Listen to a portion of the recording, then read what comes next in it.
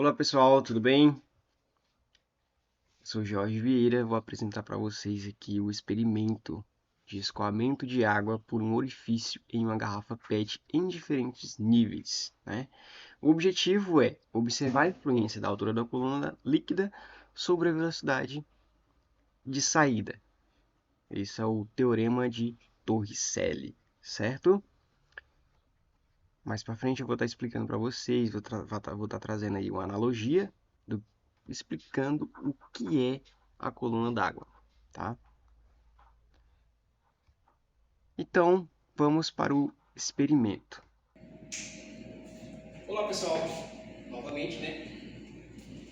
Então, para o nosso experimento, a gente vai observar a influência da coluna d'água, né? Coluna do fluido, sobre a velocidade de saída do fluido. A gente vai usar uma garrafa PET, fita isolante que a gente vai usar para fechar o orifício, uma furadeira com uma broca para a gente abrir o orifício da garrafa PET, um canetão para a gente fazer as marcações na garrafa PET, uma régua para a gente medir, né, tanto as marcações da garrafa PET como posteriormente medir a distância da vazão. Para higienização vamos usar sabão líquido, uma buchinha e uma flanela. Posteriormente, após o experimento, vamos estar higienizando. E uma drena para a gente medir a altura, certo? Além disso, vamos usar um corante para a gente colorir a água para que fique melhor observável. E um esquadro para a gente estar ajustando o mais milimetricamente possível a queda d'água, certo?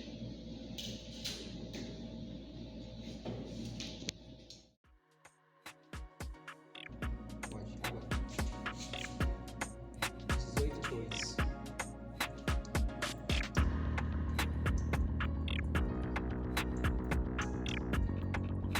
17,10.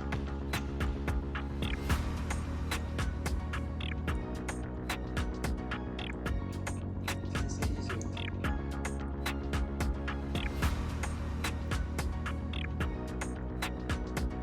15,27.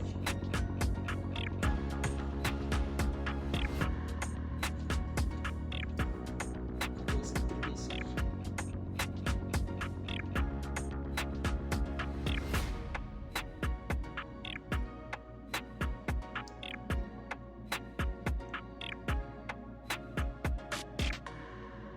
12,50.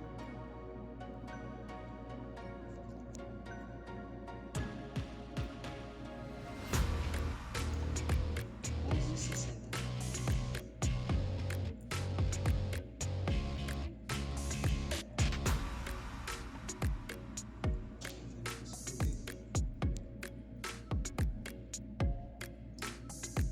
9,15.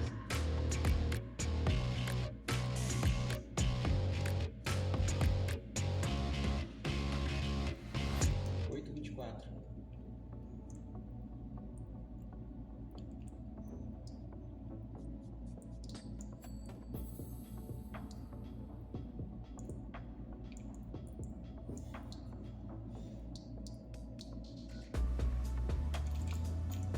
Cinco quarenta e três.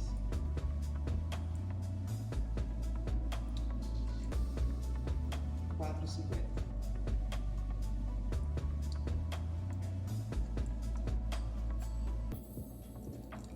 3,60.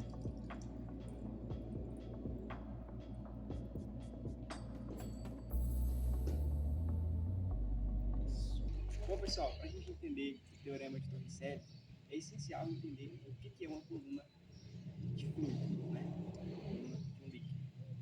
Muito bem. Aqui nós temos um exemplo de uma coluna de sólido, né? Uma coluna metálica, tá? Só que fica todo esse barracão.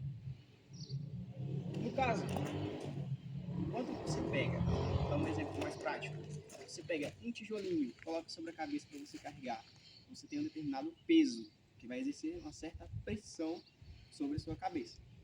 Mas conforme você vai aumentando o número de tijolos, 2, 3, 4, maior o peso e maior a pressão, sucessivamente. Logo, você vai sofrer mais para carregar este peso. Você vai precisar exercer mais uma contraforça sobre esse peso. Na garrafa PET, funciona da mesma forma. Quanto maior a coluna d'água, maior a pressão, né, sobre o ponto. No caso, nosso ponto ali vai ser o orifício. O ponto zero vai ser o orifício, certo? Então, quanto maior a coluna d'água, maior a pressão. Quando ela vai reduzindo a coluna d'água, também reduz a velocidade de saída do fluido, porque diminui a pressão. Logo, diminui o peso sobre um fluido que está mais na base. Deu para entender? Obrigado.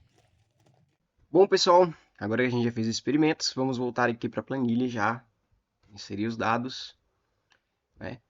Como eu falei para vocês, a aceleração da gravidade não vai mudar, vai continuar esse valor. Porém, a altura, agora que a gente fez a garrafa PET, enumerou, né, fez as marcações nela e foi feito o orifício, né? Agora temos a altura, que é de 0,1 metro de altura, tá? Então, continuando com o nosso experimento, vamos para a tabela dados, já que está tudo a planilha de configuração já está toda configurada, vamos para a tabela dados, né? Aqui eu já inseri todos os dados, certo? Já fiz o gráfico, já foi feito também um desenhozinho esquemático, tá? Só para fazer a demonstração do como estava a garrafa PET, para caso alguém não tenha entendido ainda, né? Aqui nós temos a planilha guia, né? A planilha guia, nós temos aqui a configuração, onde G é a aceleração da gravidade, se necessário a gente vai usar, se não, e com certeza é necessário, que o teorema de Terri-Seyde tem a aceleração da gravidade, né? Multiplicado por 2, inclusive. E a altura, H vai ser a altura da coluna d'água. H vai ser a altura independente, pode ser a altura da coluna, d'água, pode ser a altura do orifício em relação à base, né? E assim por diante. H significa altura em todo caso. E em dados a gente vai ter a coluna tempo, que a gente vai demonstrar agora, né? Esse aqui é somente o guia de instruções e eu vou apresentar isso direto na tabela dados, tá? Agora apresentando a planilha dados de forma mais clara. Nesta coluna, que é a coluna A, para quem estudou o plano cartesiano, né, vai entender muito fácil a localização aqui de cada, ou seja, a coordenada de cada célula, né? Então, na coluna A, a gente vai acrescentar aqui em cada linha um tempo, que foi o tempo que a gente gravou lá no cronômetro, lá no vídeo do experimento. Veja que eu já inseri todos os dados que a gente coletou.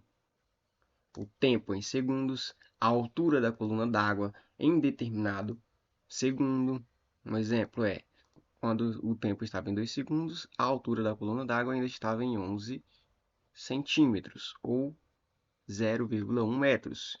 E neste instante também o alcance do jato estava em 18 centímetros, ou 0,18 metros, certo? E assim por diante. Aqui a gente já tem o vetor velocidade calculado com o teorema de Torricelli, com a fórmula do teorema de Torricelli, e a gente vai jogar tudo isso dentro de um gráfico.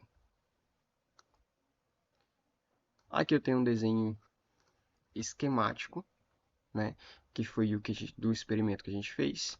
Veja bem, a base onde a garrafa estava, certo? E o orifício está a 10 centímetros dessa base, ou seja, é essa distância aqui. E o tempo de queda, que é esse daqui, perceba que ele mantém o mesmo, tá? Ele mantém-se o mesmo, quase estático. Por quê? Independente da distância em que se percorreu, em que a água percorreu, essa partícula percorreu, ela vai levar o mesmo tempo para atingir a base ou o chão. E aqui nós temos o gráfico, né, gente? O gráfico que vai demonstrar para a gente a relação da coluna d'água com a velocidade. Aqui nós temos a legendinha do gráfico, né? a legendinha do gráfico onde mostra que a linha azul é a altura da coluna, a linha vermelha é o alcance do jato e a linha verde é a velocidade do fluxo naquele instante, certo? Aqui embaixo nós temos o tempo percorrido em segundos e aqui nós temos um valor de referência em metros. Agora vamos relacionar esses dados. Perceba que quando a coluna d'água estava em 11 centímetros ou 0,11 metros, a velocidade era de 1,4 metros por segundo. E o jato de água alcançou 18 centímetros ou 0,18 metros.